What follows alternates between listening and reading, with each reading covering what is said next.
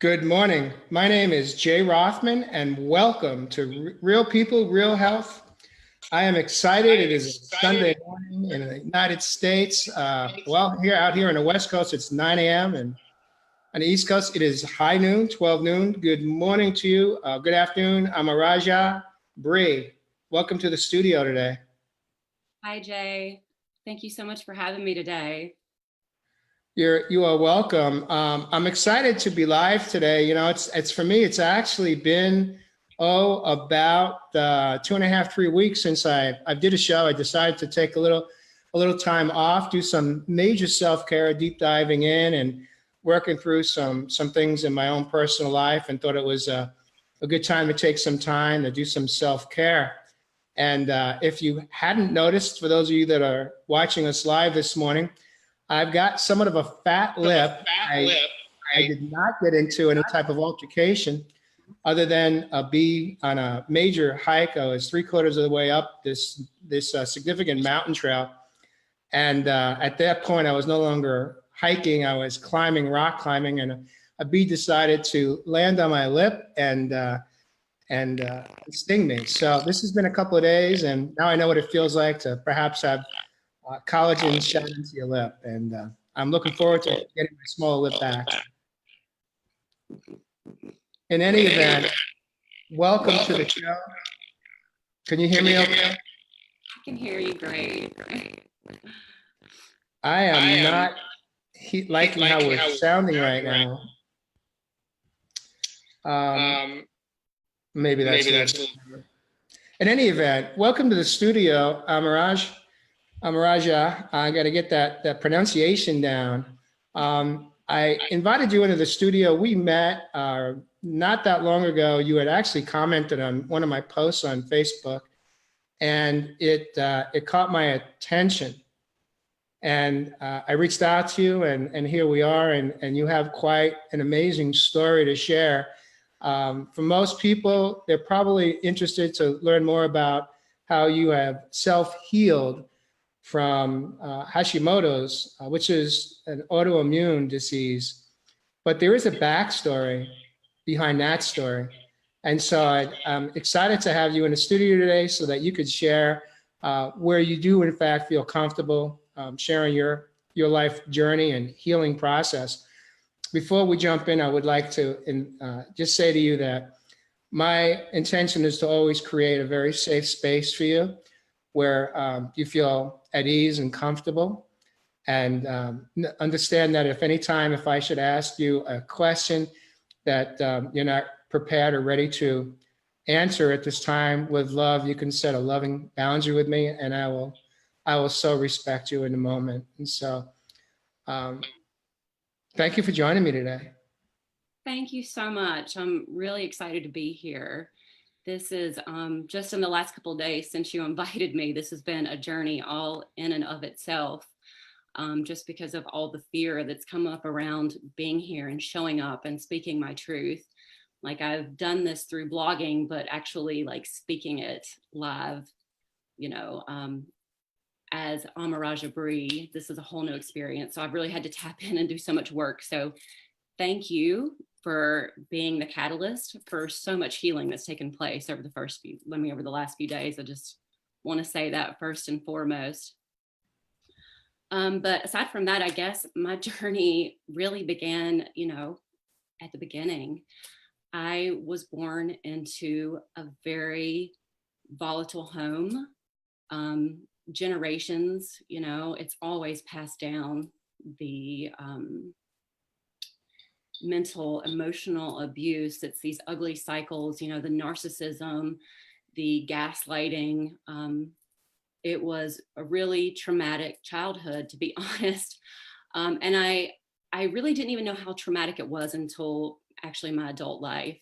I suppressed so many memories. I honestly, up until the last couple of years, I didn't remember anything before the age of like 6. But, tapping in now, I can see I lived in so much fear. There wasn't a lot of physical abuse towards me, but I was the peacekeeper in the household. I was the pleaser. I was the one, stuffing down my emotions, keeping my mouth shut, just trying to keep things even keel, you know, just trying my best, because you never knew when there was going to be like this outburst, you know. I can remember I was afraid to even have friends over at my house because I never knew what could happen. And so I spent my life being that pleaser and always stuffing down my emotions and really living for everyone else. That's how I learned to survive.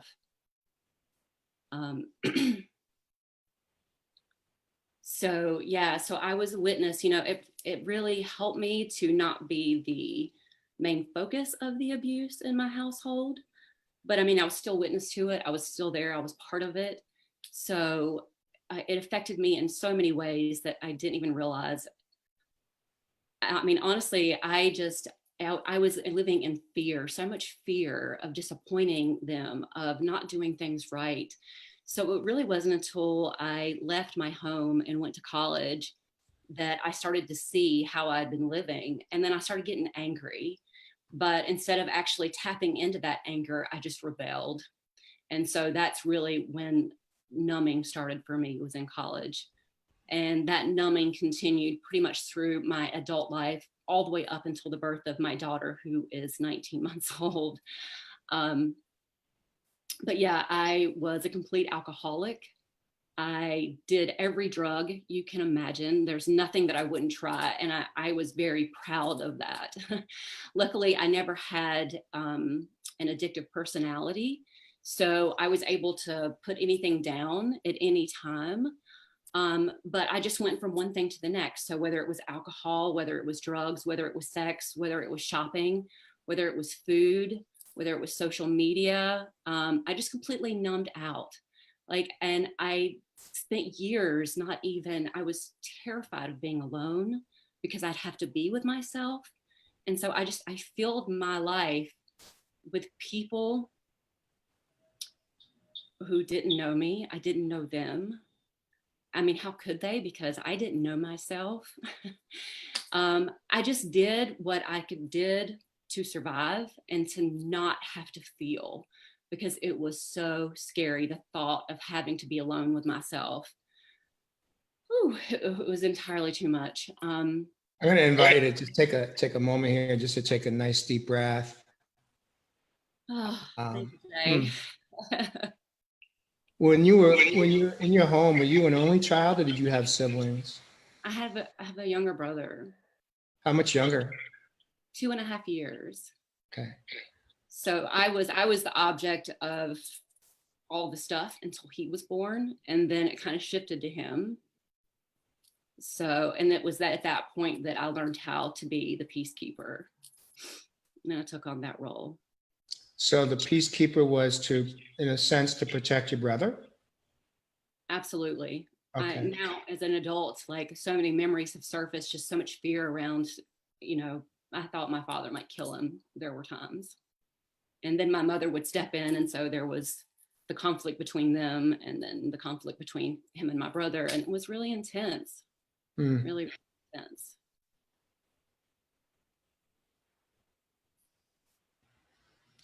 How is your relationship with your brother today? Actually, a big part of my healing journey and in taking my power back, I am in a place where I no longer allow any toxic relationships in my life. And so which is the case for my brother and my mother and my father, if someone is not at least, you know, trying to work through these things and see the toxicity and heal from that, I can't have that in my life, because if you're not actively healing from it, you're perpetuating it. And I've done so much work to get to where I am today. I've had to release them from my life. I just want to acknowledge what you just shared, because it's so powerful. One of my mentors has said that just because we are blood relatives doesn't mean that we are obligated to remain in a relationship that is hurtful to us, that is toxic, and that is holding us back from the healing work that we are choosing to do. And so even if it means some form of detachment, whether it be forever, we only have today anyway, so we don't have to go that far out. We don't have to go to infinity. But at least for the moment, we can make a choice that just for today, if a relationship is holding us back or preventing us from our own healing journey, then we can detach with love, as they say. Yes, I love them. I have so much love for them.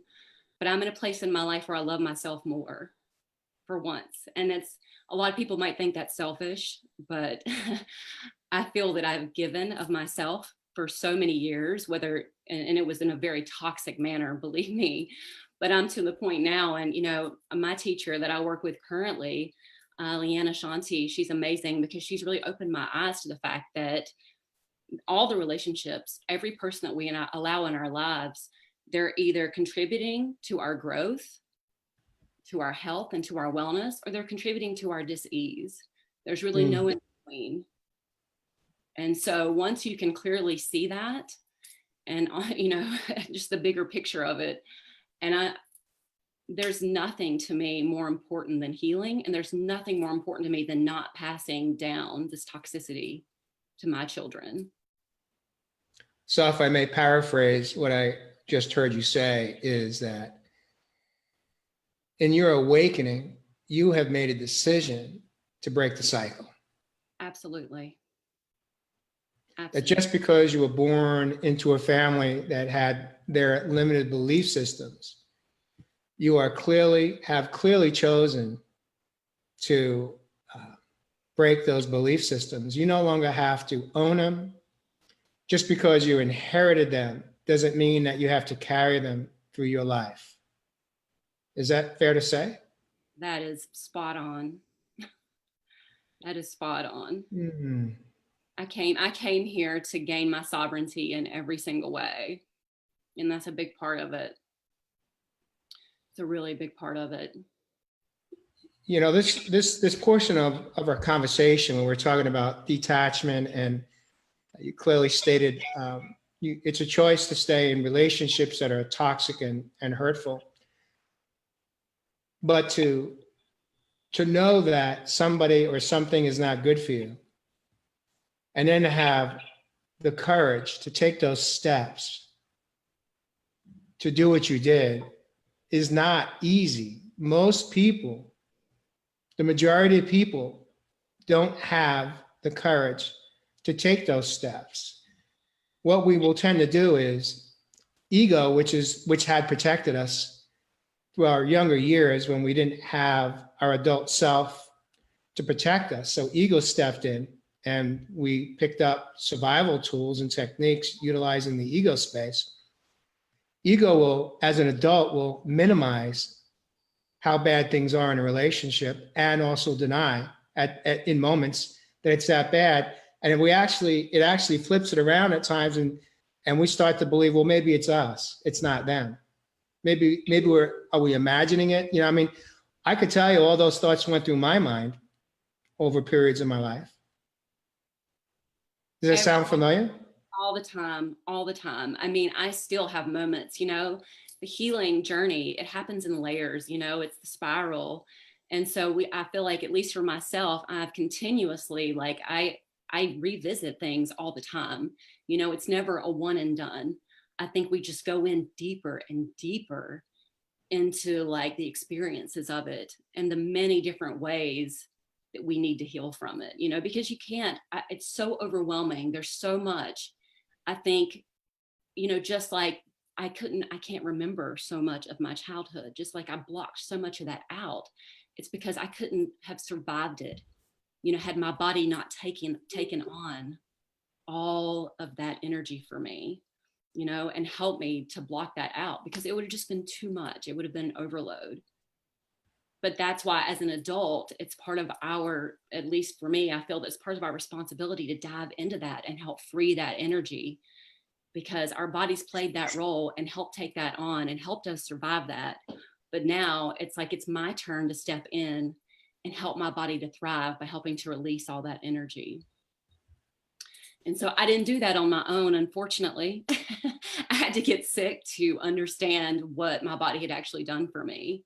And it wasn't until I got married and I found myself reliving the toxicity of my childhood. You know, it wasn't a violent situation, but there was narcissism, there was very controlling aspects, and there was so much suppression. I mean, I knew before I got married I wasn't supposed to do it, but I didn't know how to use my voice, and I didn't want to let anybody else down. So I so I did it. I did it against my better judgment, against my intuition, and against what my body was telling me to do. I went through with it. I mean, I know I was telling you before, on the way to my wedding, the day of, I downed like 2 bottles of champagne, I think. I was taking shots of moonshine. I was smoking a joint. Like, this is all on the way to the venue. And I literally, even with all that in my system, was about to hyperventilate on the altar. You know, I loved him, but he was not the right man for me. And I think it was more of like, I loved the idea because it looked good on paper, you know, and I didn't know who I was enough to know what looked good for me and what I needed in my life.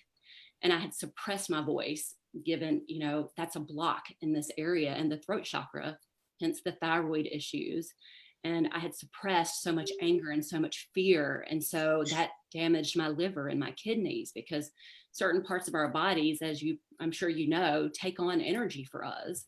And so I had suppressed so much that when I decided to go back to school as an adult in my marriage, I had to get up to date on vaccinations. And I got the MMR booster, I got the swine flu vaccine and the flu vaccine. And adding those heavy metals to my body was just too weak from all of the suppression and all the toxicity that I was already carrying on a mental, emotional level, that I couldn't purge what I needed to purge. And so those are the places that the toxins gravitated toward. And my health started falling apart immediately. And I didn't put 2 and 2 together at the time because I didn't have a lot of awareness around anything. I was so disconnected from my body when my health started to decline. But it was like almost immediately I would have reactions just from being out in the sun. My body, I was having allergic reactions to the sun. I was having allergic reactions to food, dairy in particular. I couldn't walk up and down the stairs. My joints hurt so bad. I couldn't breathe. I couldn't think. My hair was falling out in handfuls. My body started falling apart. So of course I went to see my primary care physician. And so he's looking at me the entire time like, okay, all these symptoms, none of them seem related, but we'll do some blood work anyway to see like what comes up.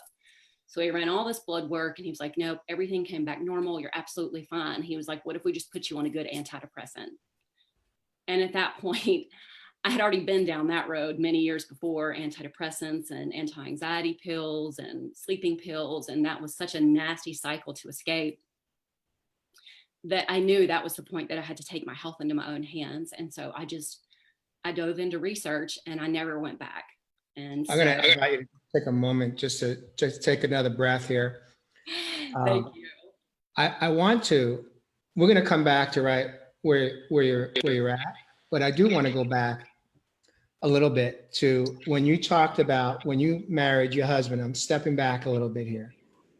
And you said that you got married because, I'm going to paraphrase you, because it felt like that's what you're supposed to do, or that's,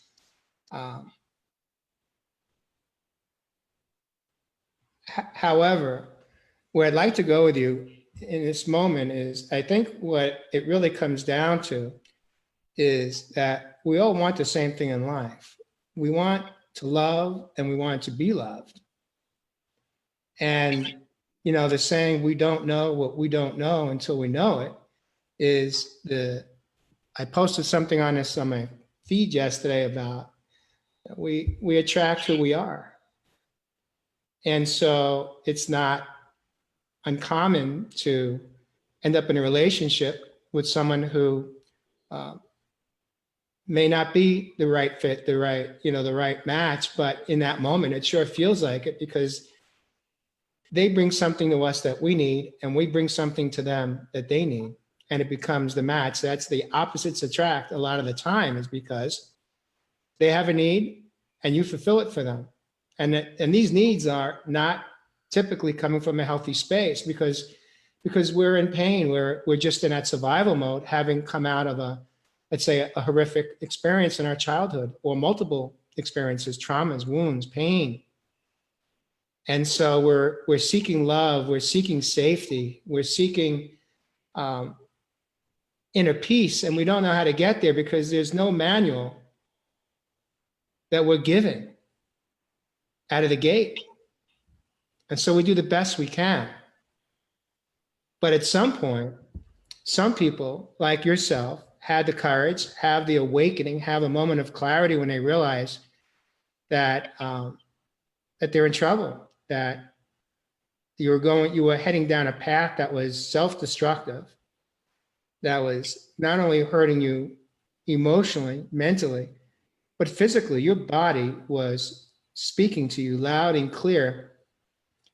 And so you took the initial steps to, you went and saw a primary care physician who did a lot of what they typically do, which is prescribe drugs, pin a tail on a donkey, not knowing what really is wrong, and we'll just treat the symptoms, which then compounds, makes it more complex. But I just wanted to acknowledge, I wanted to go back and just acknowledge that, it's not uncommon. The divorce rate is so high because we are seeking relationships because we just want to be in a safe, healthy, loving, kind relationship. And unfortunately, we attract sometimes, a lot of times, the opposite. Not because we're bad people, it's just because our norm is, we're coming from a norm that is not normal, but it's our normal. And so that's what our attraction is. Yeah. For many years, I was just looking for anything and everything outside of me to save me. I thought maybe this would be the answer. Maybe this is what I need to get my shit together and make things right in my life, because I didn't know how else to do it. Like, I just thought that I was defective. I thought something was wrong with me. I didn't realize that you actually have complex post-traumatic stress disorder. I didn't realize that there was an actual term to what was going on in my life. I just thought I was defective. And so it seemed like everybody else had it together, whereas I did not, which now I know absolutely is so far from the truth. But then it was just like everybody else from the outside looking in, everybody else has it together and I'm over here falling apart. So, but in the end, he was a great teacher for me, because the things about him, like, he was so controlling and it drove me crazy. But what I couldn't see at the time was that I was the one who was trying to control everything. I had been since I was a child. Like, that was what I was trying to do, like, hang on and keep all the pieces together constantly. I was constantly in the state of trying to control everything. I couldn't let go. My grip was so tight. There was no surrender there. And so really, he was the greatest teacher for me in that. That's beautiful for you to acknowledge that. At what point, I am aware that you are no longer married to your ex-husband now. At what point did you decide to exit out, and what did that look like for you? Well, I had all those symptoms, and I basically changed. I went to plant-based diet and dove into yoga and dove into meditation. And I sat with myself. I meditated every single night, just imagining myself being in a healed body. Not I'm healing, but I am healed. And that's what I sat with every single night.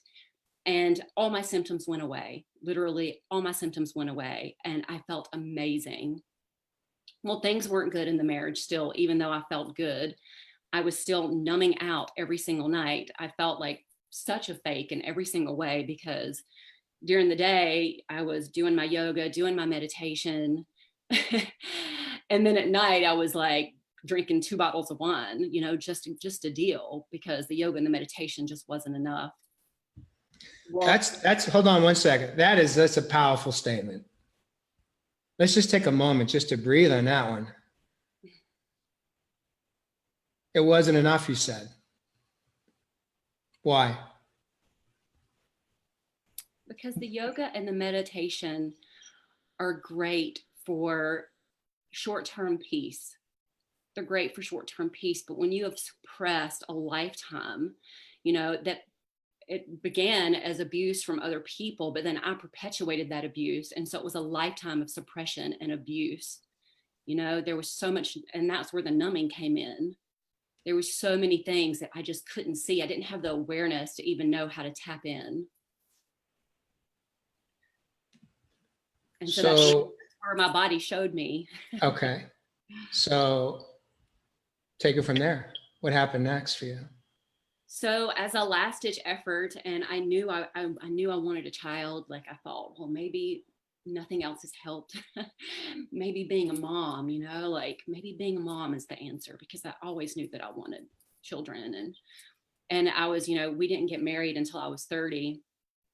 So I thought, okay, at least, and because there was already this deeper knowing in me that I had to exit the marriage. It was just like this clicking, you know, the clock was ticking always in the background of my mind, like, this is coming, I have to go.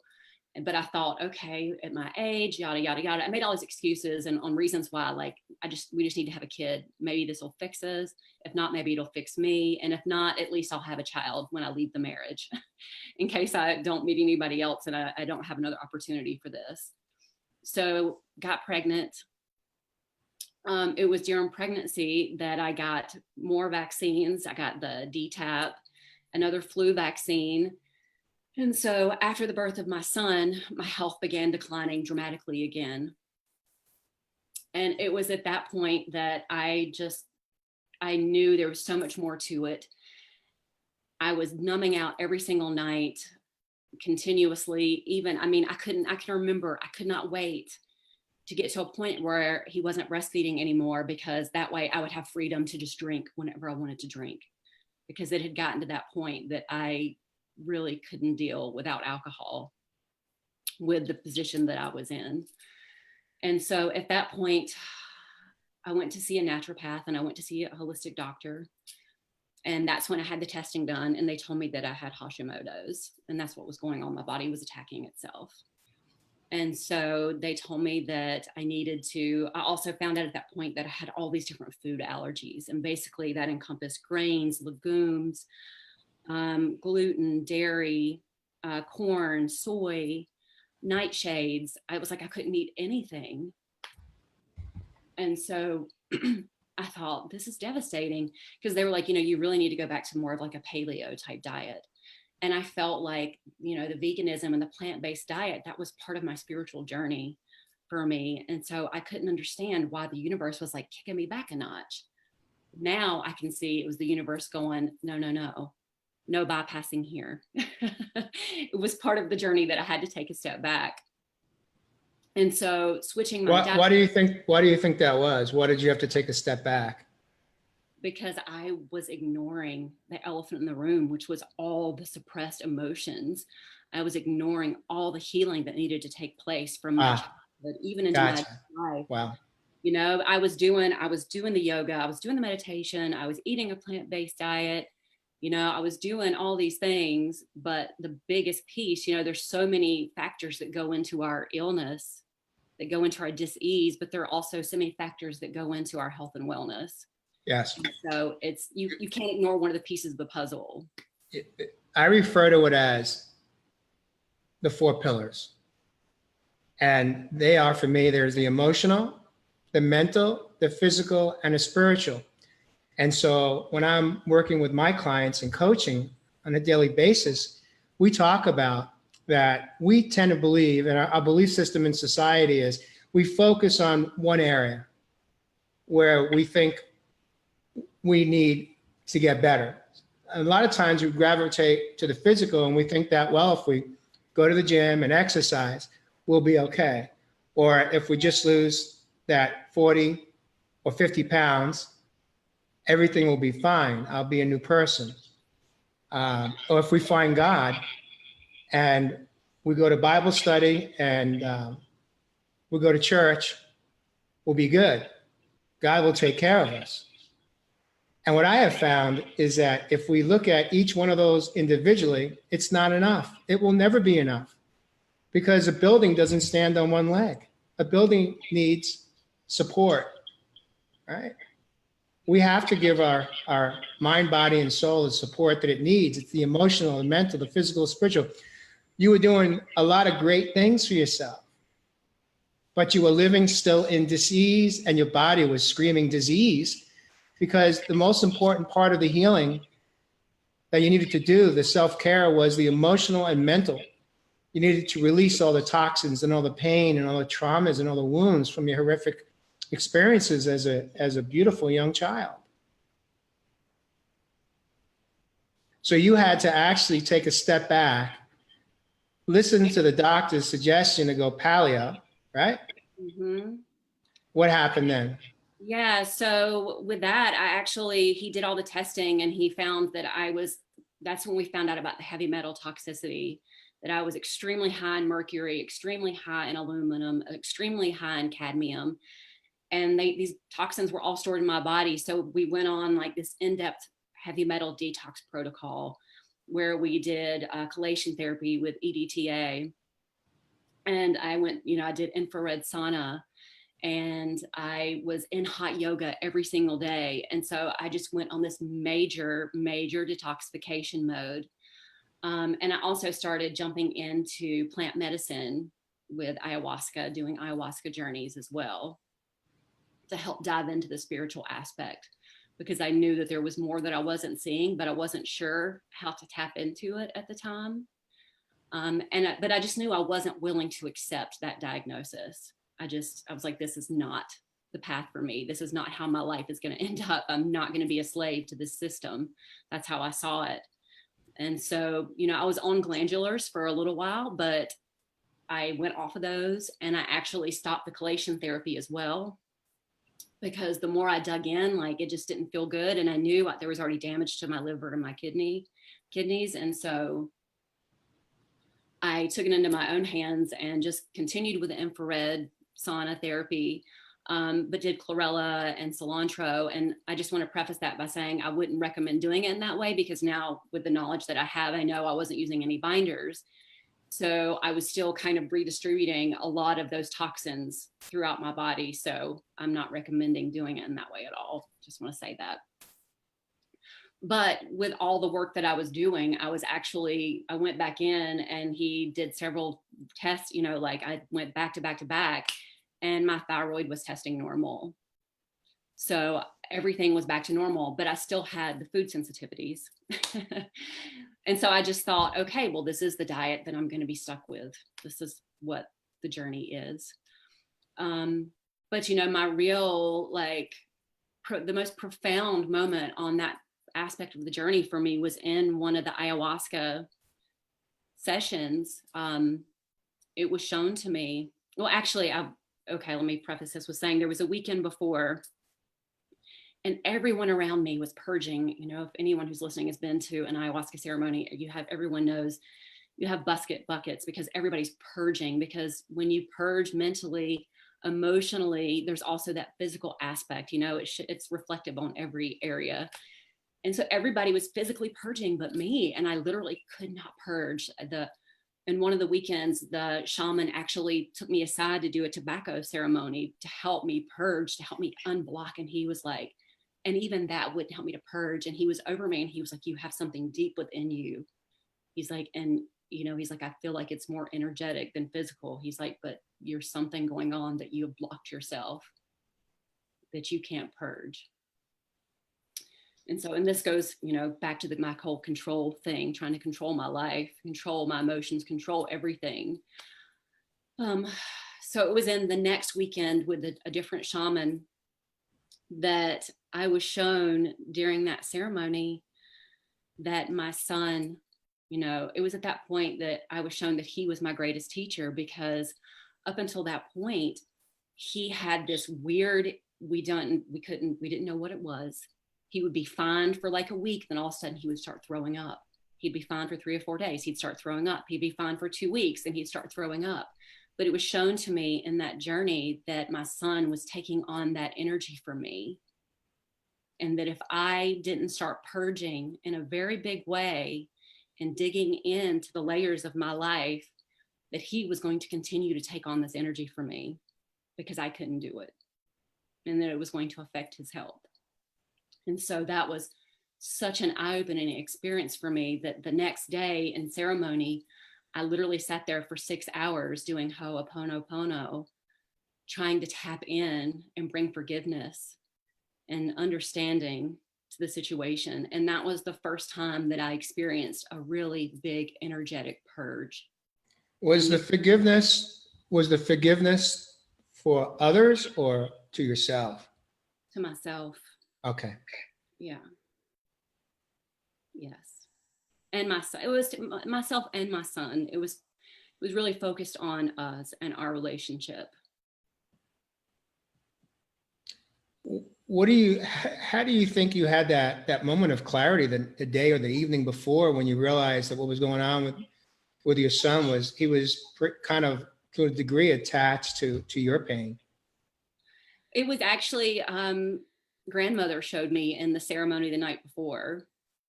It was shown to me during that plant medicine journey. How old was your son at that time? He was, he was 3. Okay.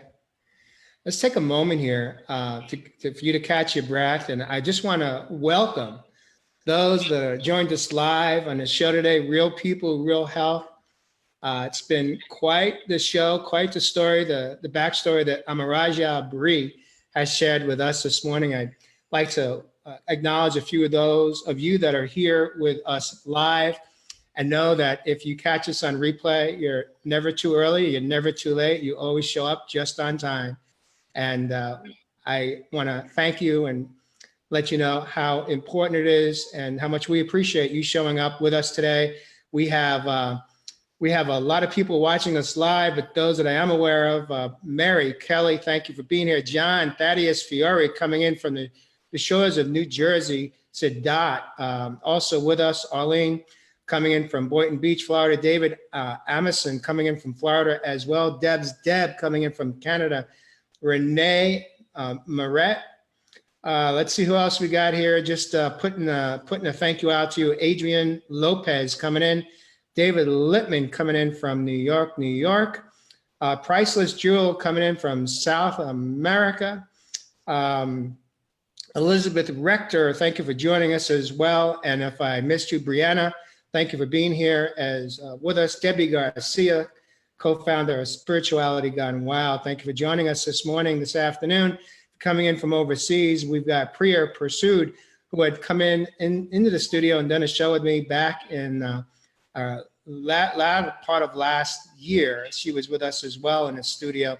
Deanna Lynn Daly, thank you for joining us. Maverick John Viata, thank you for being here. Chris King, the names just keep going on. Marta Luzia, Fabiana, thank you for being here with us as well. And for those of you that I didn't acknowledge you, I am acknowledging right now. It means so much to both Amaraja and myself that you took the time out of your Sunday morning to be with us and hold Amaraja in your energy field and the supporter as she shares her story.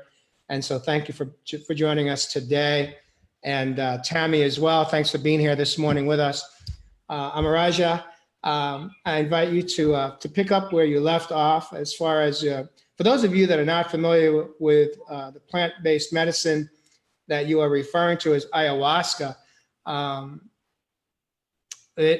know a number of people. I actually read the book by the gentleman who owns Rhythmia. I don't know if you are familiar with Rhythmia or not. In Costa Rica, it's where their specialty is performing ayahuasca ceremonies for those that are looking to heal the deep layers of wounds and traumas. But are you familiar with Rhythmia? I am. I have a friend who lives in Costa Rica, so she actually shared some info. Okay, beautiful. All right, so I invite you to pick up where you left off. So the thing about ayahuasca is it's great for opening doors. It opens up. It's kind of like this major defrag where it just starts pulling all this stuff out. But then you go home back to your normal life and you're really left with a lot of questions without a lot of answers and without really any help to like guide you down the journey of like where to turn next. So I kept diving into these ceremonies, and they were great, and they really helped me to see and bring a lot of things to the forefront. But at the same time, they weren't the answer that I was looking for. But I did know from what I had done that I had to leave. I had to leave, and things had to change in my life, because I was drinking every single night. Literally, I couldn't wait to get my son to bed just so I could put down 2 bottles of wine and just completely get obliterated. That's all I wanted to do. And so, but there was this little voice, and it was there the whole entire time. And it was going, this has to stop. This has to stop. This is not the life you came here to live. You have to get out of this. And the voice told me very clearly, if you stay in this, it's going to kill you. You have come this far. You have healed yourself in this way. Now you have to get out. You have to make this physical move, because like we were saying, the healing takes place on every single level.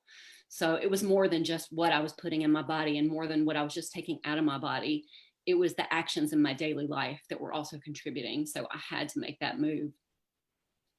So that's when I left my husband, and I was looking for a teacher. I was looking for answers, because I wanted to take my power back. I wanted to tap into self-love. And that's what led me. I went on the priestess path, if you've ever heard of that. And I'm truly really grateful for that, because it really helped me tap into my spiritual side and help me reconnect with Jesus and reconnect with Mary Magdalene and Mother Mary. And so I'm really grateful for that.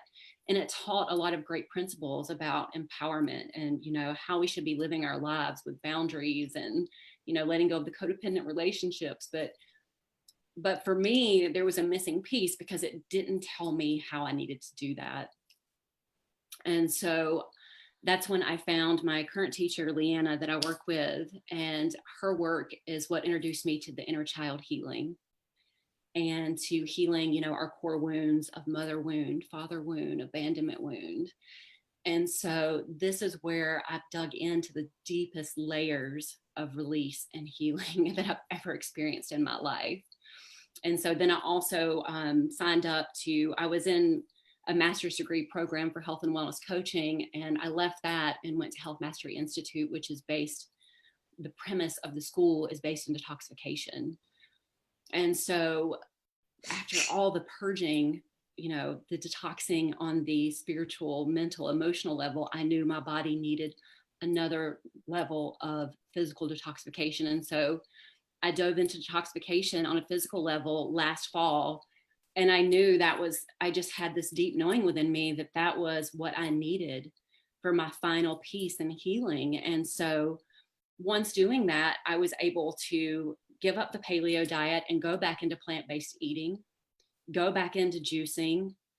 And now I don't eat dairy because I don't eat any, I try to keep animal product off my plate.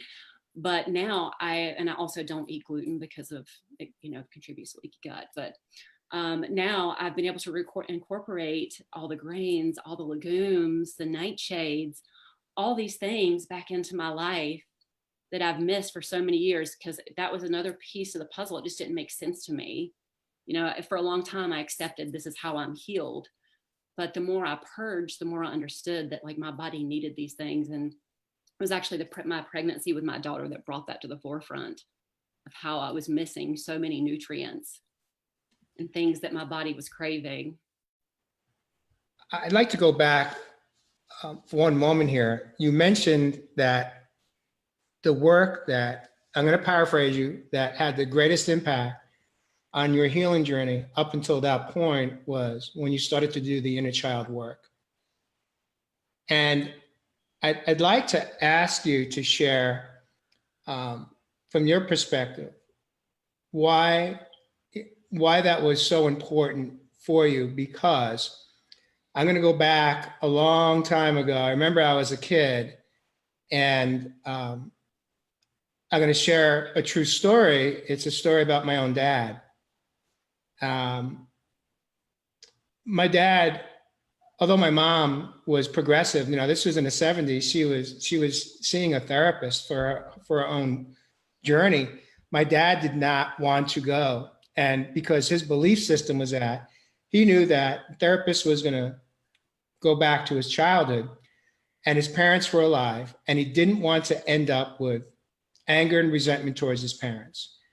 And therefore, he blocked himself from the gift of healing his inner child wounds. And so that always stayed with me. It stayed with me, but through cellular memory. I mean, I forgot about it. It was buried deep within until most recently that I realized that. But the work that I have done for myself over the past 3.5 years on my own healing journey is I wouldn't be where I'm at today if I hadn't deep dived into healing the inner child wounds. And that's the work I do as a coach today. With the majority of the work I do is in this area with my the people I work with, my clients.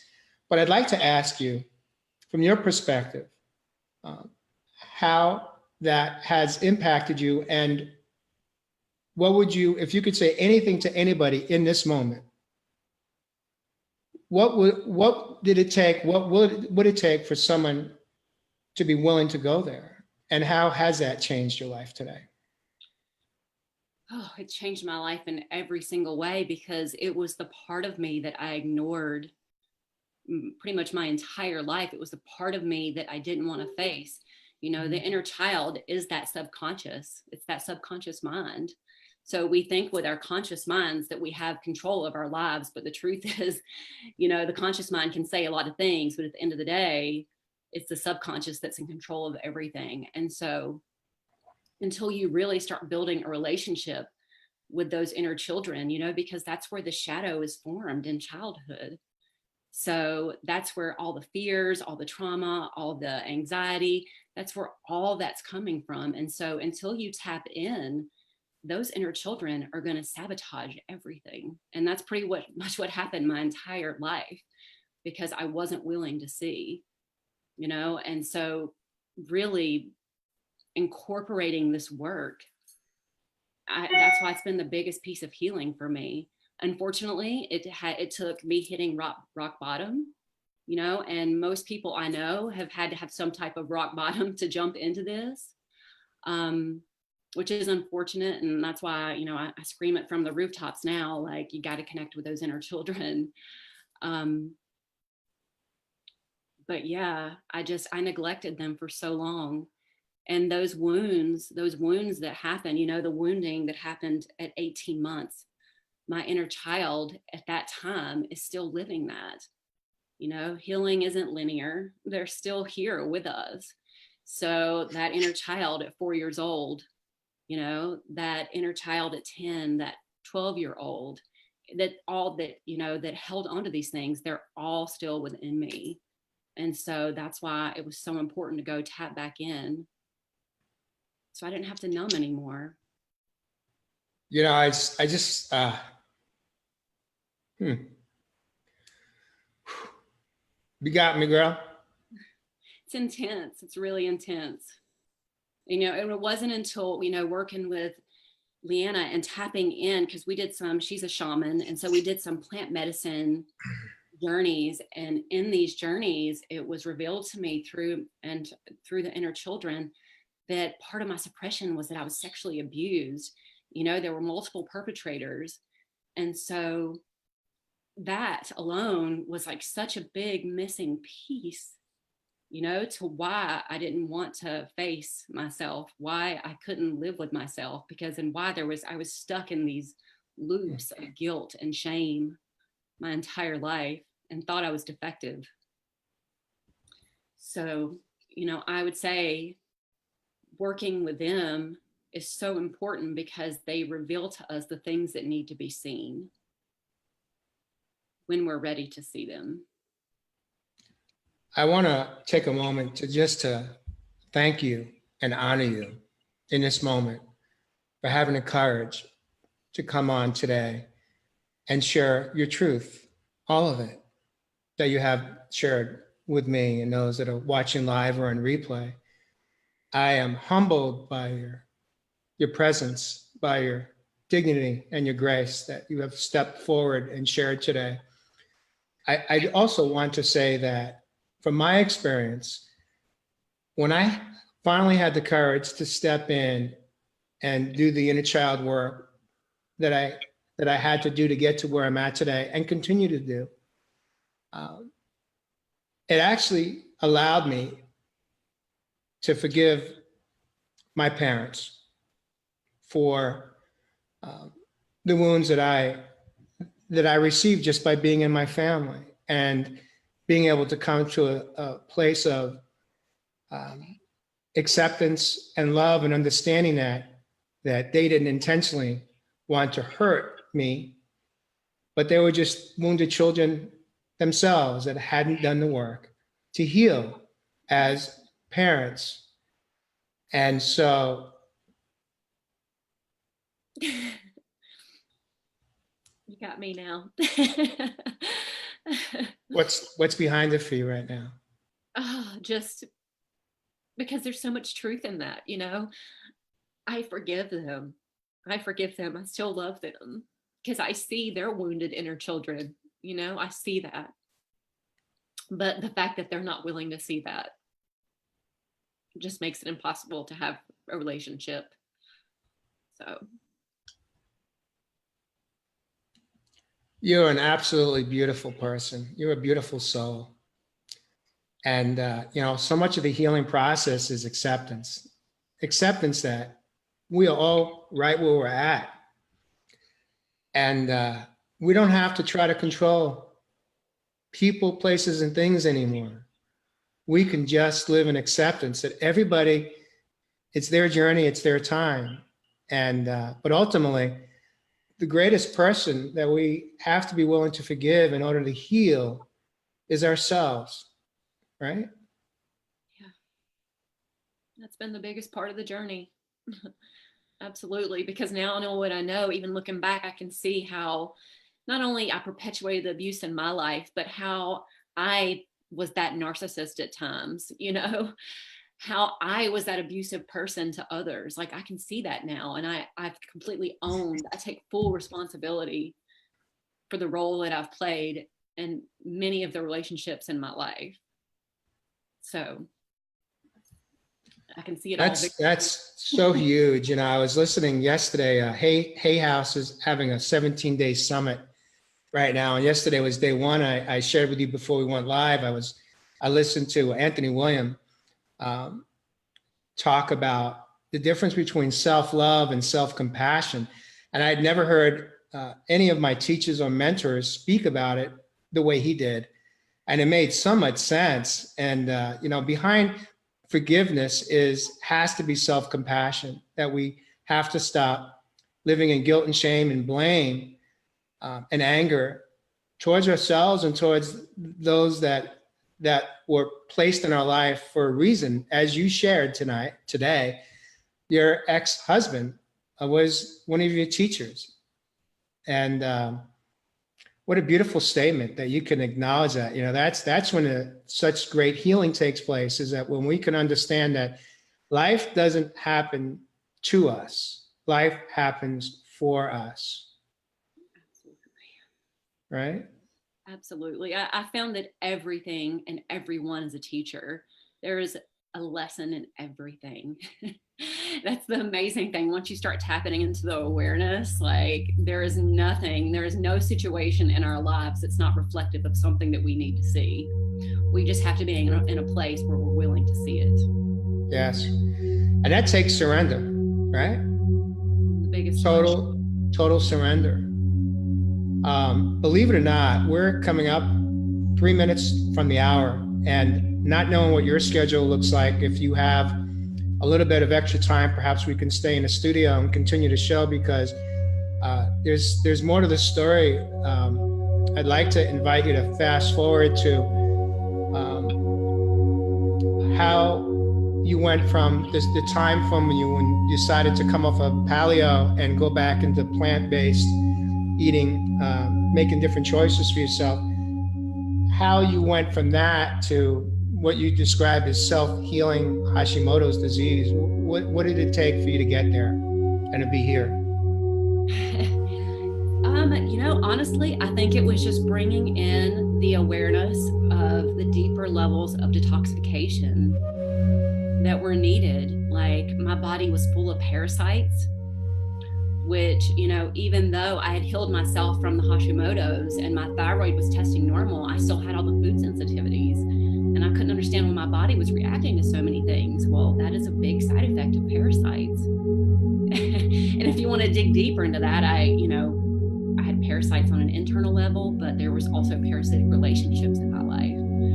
So that's where I started doing the purging, like the big purging in my life, you know, on a physical level, like my body, but also started physically purging every relationship. Like I've stepped out, I've stepped away from my family, I've stepped out of business partnerships, I've stepped away from jobs, I've cleaned the slate. I have wiped it all away, you know, to really where it's just, you know, me and my kids. That's where I'm at. I never imagined that. You know, I can remember thinking back like, well, I'll always have my family to fall back on. I'll always have them, you know, and just that left me feeling somewhat secure, even though it was really dysfunctional, because like I couldn't see the toxicity of it. But because I was so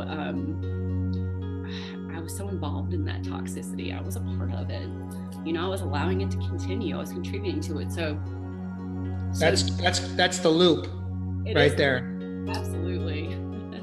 Absolutely. And so getting those parasites out of my body helped bring that awareness into my life, just of how there was so many different levels of parasites, you know, and then doing more plant medicine journeys as well, like just showing me ways and places that I just needed to purge and places that I wasn't loving myself. And so it was really about this major purge and then stepping into self-love in every way. And that means not allowing toxins into my body. I'm not saying you have to be perfect, right? Because we're human. I'm not saying you have to be perfect, but there has to be way more good than toxicity, you know? Like, I'm not saying that I won't have ice cream with my kids, of course, coconut milk ice cream, you know, because I'm a human and I want to have those moments where I enjoy things like that with my children. But on a bigger, grander scale, I won't accept. There won't be any more GMOs in my life. There won't be any more heavy metals. I am constantly, I see my life right now as detoxification as a lifestyle. And that's how I love that. I stay. That's where I find my health. That's where I find my wellness. That's where I find my peace. You know, I don't think that life ever stops showing us places that we can dig in deeper. I haven't experienced that yet anyway, but at least with all this purging that I've done, I'm at a place where I've found peace. And so what does that feel like physically for you? What does peace feel like today? Surrender. It feels like surrender, letting go of trying to control everything and trying to, you know, make certain outcomes or control certain ways that things turn out in my life. Just letting go. Just letting go. Yeah, one of the teachers I was listening to yesterday in the podcast, he was talking about spirituality and how it relates to inner peace or their lack of. And his definition of spirituality is unlike one I had heard before. And his definition is spirituality is living in inner peace. For him, it's that simple. It says, unless you experience the physical experience of inner peace, what that feels like, you're lacking spirituality. That's his own experience, and he shared it in a podcast. And for me, it made a lot of sense, because ultimately, that's where I work to live in just for today. It's inner peace, serenity, joy, contentment, self-love, love of others that are worthy of my love. Yes. absolutely. That totally resonates, because for me, I have found that what spirituality means to me, it is cultivating the relationship with myself. Because when I'm at peace, that's when I can tap into that divinity. You know, when I'm at ease, that's when I'm a clear channel. And so, you know, without cultivating that relationship with yourself, I feel it would be really hard to tap in. And I feel like that's why the universe kept knocking me back. You know, I would make progress and the universe would be like, not yet, not yet. Beautiful. Beautiful. Important aspect. Let's jump back into Hashimoto's. When did you have the awareness that you were healed? And what do you think was the catalyst, the antidote for the healing of Hashimoto's and any other physical disease that you were living in? I think number one, it was my attitude, because I wasn't willing to accept that title. I wasn't willing to be a victim to that. And I think it was that, and I think it was the deep levels of detoxification that I was doing. You know, personally, I feel like we are born perfect. I don't believe in genetics per se, right? I think they do play a small part, but I feel like it is our lifestyle, it's our environment that is really a deciding factor in what happens in our lives. So for me, I think it was moving those toxins out of my life. I think it was leaving my marriage, taking my power back in that way, you know, me not willing to be a victim to Hashimoto's and let that define my life. So I think those were like really the defining aspects of the journey for me in healing, clearing out those toxins that had contributed to it, clearing out the toxic relationship in my life at that time, at least the one that was front and center. For me personally, that's been, I think, the biggest part of all the healing in my life, you know, detoxification on every level, because I was living so out of alignment. And I had allowed toxins in every way possible. So they had to go. You cut the cord, you cut the ties. I'm somewhat sad that we don't live in the same community, because if we did, I know that you, Mary, and I would become fast friends. I feel that too. Yeah, because I'm going to speak for myself, but there's not anything you shared today that I am not in alignment with, that I don't resonate with. And I really, truly honor you and respect you for the journey you had to go through to get to where you're at today. And what you bring in this moment is hope for others. Hope. Healing our perspective every day is the acronym that is most dear to my heart. Healing our perspective every day. And the other one is healing our physical experience. That's hope for me. Because I know that if I just sit around and wait, I'm hopeful that something's going to improve. Or if I think that I can just pray it away, it's not going to get better on its own. I have to show up. I have to show up and do the work. Do the work. For myself. And oh, by the way, for those of you that joined us late, I do not have collagen in my lip. I was stung by a bee as I was ascending a pretty significant mountain range, the highest mountain peak in the valley of Phoenix, Arizona. Just a few days ago, I was rock climbing to get to the peak, to the summit, and I got stung by a bee. And it was extremely painful. But you know what the beautiful thing is, even in that moment? I had enough awareness to know that, you know what, this is not going to stop me, because I have endured way more painful things in my lifetime than a sting from a little bee.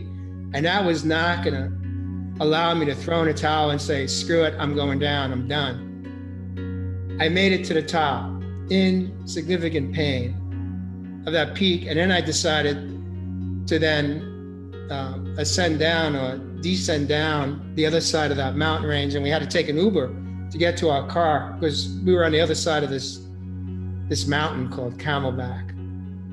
And it's interesting because yesterday I decided on my typical mountain trail that I go on by myself for spiritual practice, I decided to take off my shoes to descend down. So I was grounding the whole way down. And I was almost towards the bottom. These elderly women that had to be in their 70s were passing me, and they stopped. And one of them asked me, why am I barefoot? And I explained I'm grounding. And the other one said, oh, I'm familiar with that. And the woman who asked me, she said, well, isn't that painful? And I said, here's my truth. I said, I've endured way more painful moments and experiences in my life than walking barefoot down this mountain trail.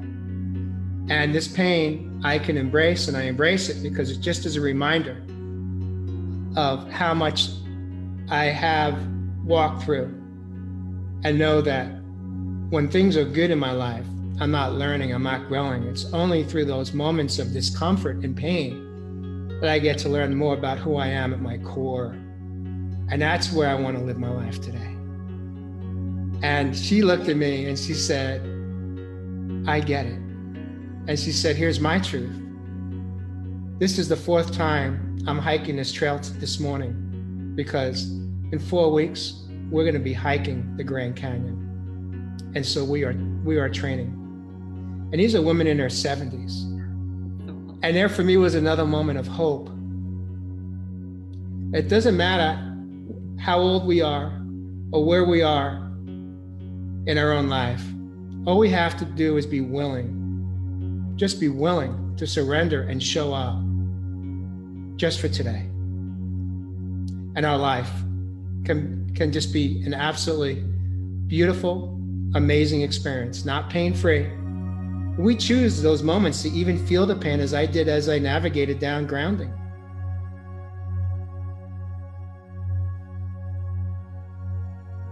Absolutely. You know, and I'm a firm believer that the plants, the animals, they're our teachers, and they come with messages. And from what I know about bee medicine, because I've actually experienced this in my life with stings, is that what that means is it's an initiation, and it's bringing you to the next level of your life. So I think it's, you know, I'm sorry that you had to experience that pain, but at the same time, I think it's really cool because the bee came with a message to you or for you. And will you repeat what that message is for those that may have just joined us in this moment? Bee medicine. Maybe I need to hear it a second time. Bee medicine is about an initiation. It's about taking your life to the next level. So it's really powerful. Well, how interesting is that it happened as we were just in the final stages of going from this mountain transition from hiking on a trail to literally rock climbing. And these rocks, the rock climbing that you had to do to get to this peak is somewhat very dangerous. If you're not paying attention, if you slip or fall, you're going down and you may not make it. This is not for those that are playing games. This is some serious stuff we're talking about here. So it's interesting that I got stung as I was, this was the first time that I took this section of this trail. I had never done it before. And boy, in that moment, it was really painful. So it's really interesting that's your interpretation of it. So thank you for teaching me that today. Oh yeah, you're welcome. I'm sure there's so much more to it and it goes so much deeper, but maybe it's something you can do like a little research into, because there's definitely, I feel, some messages for you there. They're always. Thank you. Well, what I'd like to do is, well, before we go there, how are you feeling right now as opposed to when you first stepped into the studio this morning or the last couple of days? How are you feeling physically, emotionally, mentally, spiritually in this moment? So much better. So much better.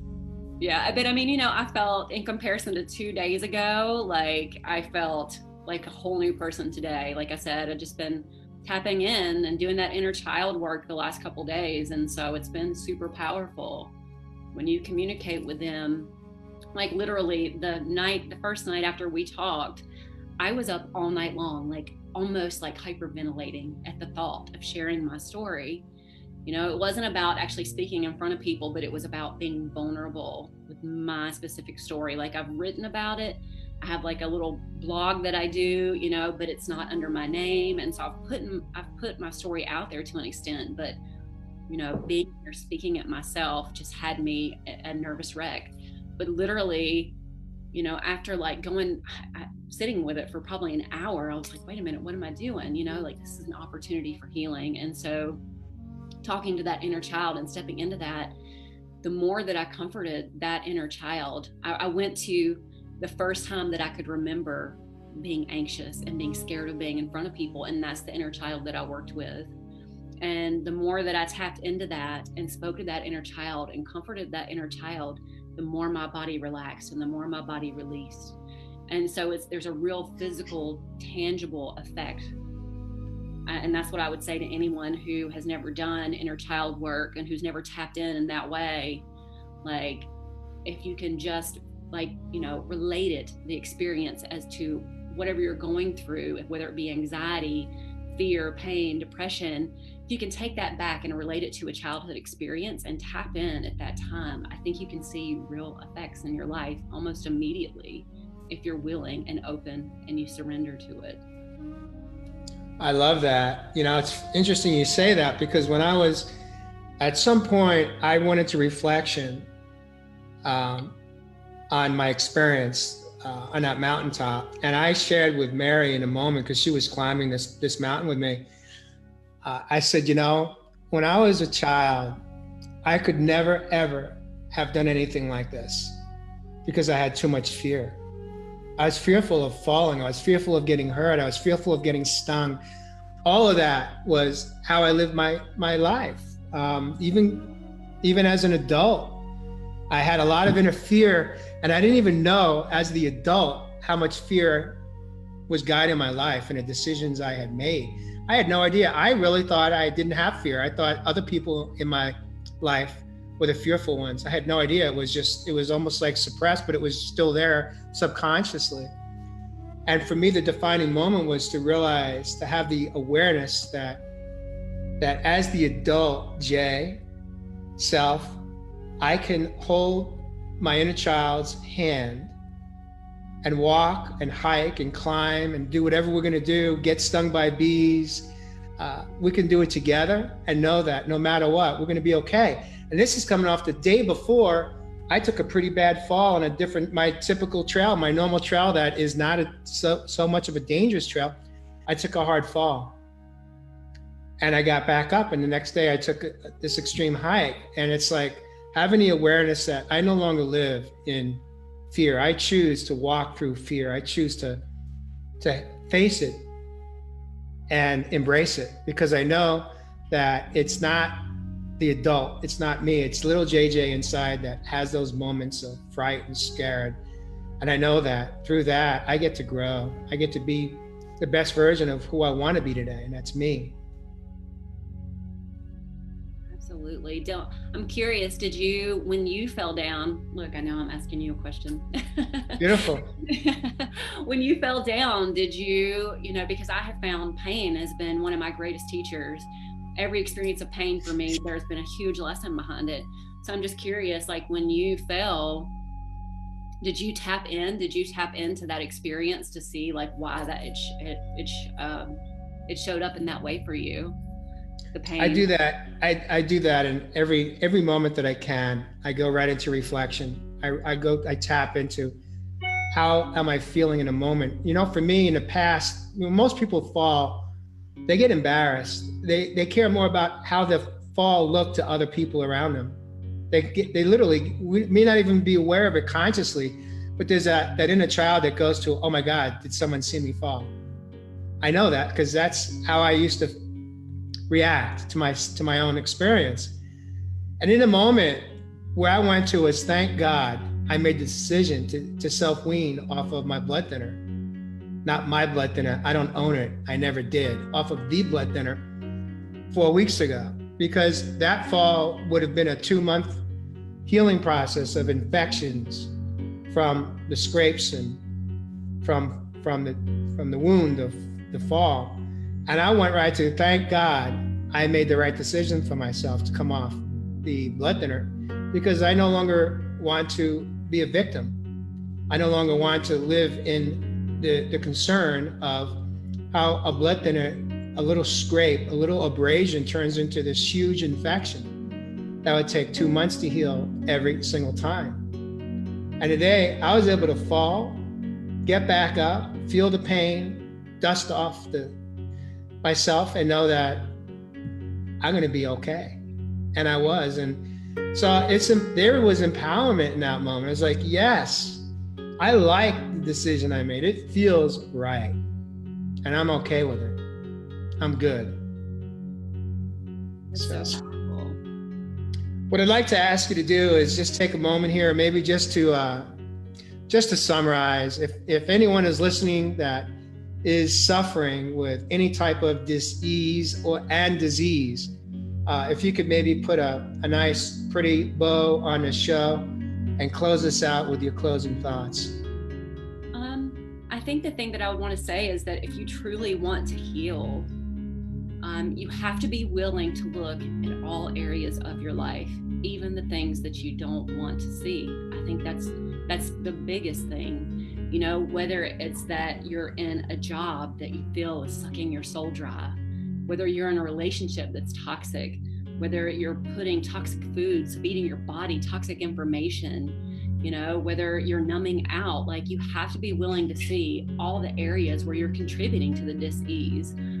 Otherwise, your body is not going to give you the results that you want. It's just the way it is. There's so many facets, like we were saying earlier, that contribute to the dis-ease, and there's so many facets that we have to work through to take us out of that.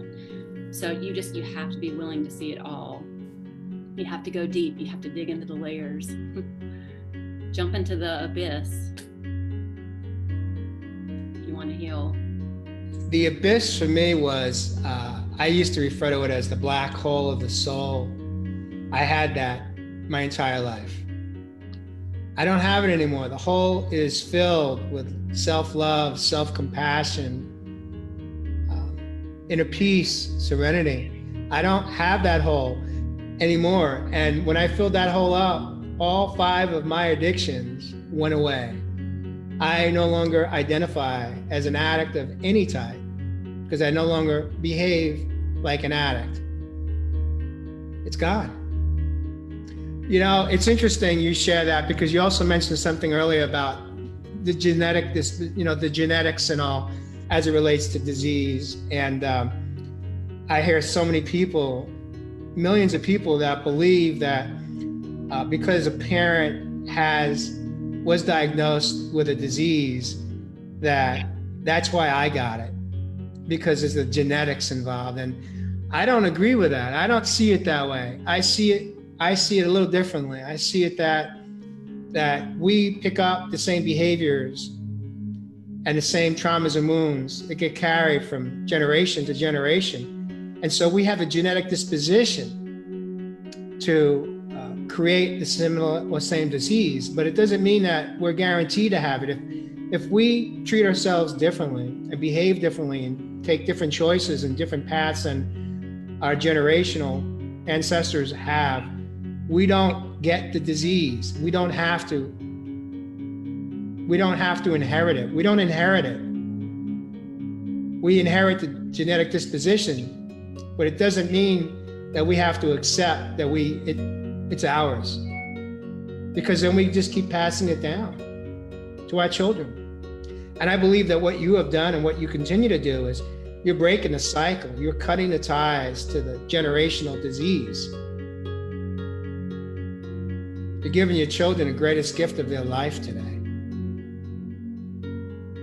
How does it feel to receive this? It feels good. It feels good. You know, because I think for anyone who has like really dove in and done work to this level, you're always going to have moments where you question your choices, you know, where I go back over, you know, but at the same time, like those questions are really short-lived. Like I know, but at the same time, I guess what I'm saying is it's nice to hear it, you know, because I'm a human, and obviously this is a journey. This is a journey, and there's no handbook. Nobody gave us instructions on how to do this. So yeah, I'm really happy with all the choices I've made. The choices I've made reflect my life at this moment in time. And I think that is the greatest proof, you know, because everything has changed, even the energy with the relationship with my children. So everything has changed. So there's never any going back.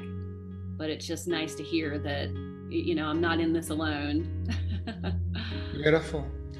Beautiful. Well, what I'd like to ask you to do, two things. One is if you could share with the community, if they'd like to get hold of you, any men or women that want to do some work with you, if you could share the work you do today and how people can reach you. I appreciate that. Oh, cool. Okay. I'm a health and wellness coach, and really what my focus is detoxification. It's taking people through detailed protocols of detoxification that were actually developed, you know, they were passed down to me from the founder of my school, who is my teacher, Leanna. And so these protocols are proven effective. They work. I've seen it. They've worked for me. They've changed my life. And so, but you know, another layer to that is what I do when we're going through this detoxification process is help people walk through the detoxification, you know, the inner child work that needs to take place to help release on all levels. Because what I found is if people really want to make shifts, they can't ignore that part of the journey. They can't just go do the physical detoxification. You have to dive into the inner child work and connect in that way and see all the other places where you're allowing toxins into your life. So that's what I do. It's pretty, I actually just dove into it. I'm in my first group now, so I'm new to this world, but it's really exciting for me because I've been on this path for a long time, but there were just like so many pieces that had to come together for me to step out and do this in the right way. And so I feel my journey is exactly where it's supposed to be right now. Beautiful. Beautiful. And my second request is that if you could go back after we're done at some point in the next 24 hours and perhaps respond. There's some questions that have popped up on the Facebook community in our feed of the show. Maybe acknowledge some people that have asked questions or shared some of their own experience with you. If you could stay in the studio after we jump off live, just for a few minutes so we can have just a quick one-on-one, I'd appreciate that. With that, if you joined us live, thank you so much for being here today, for sharing this hour and a half with Amaraja and myself. Without you being here, we wouldn't have a reason to show up. And so I so much appreciate all of you for joining us, for participating in our healing journey together. And with that, we'll catch you next time on Real People, Real Health. Thank you.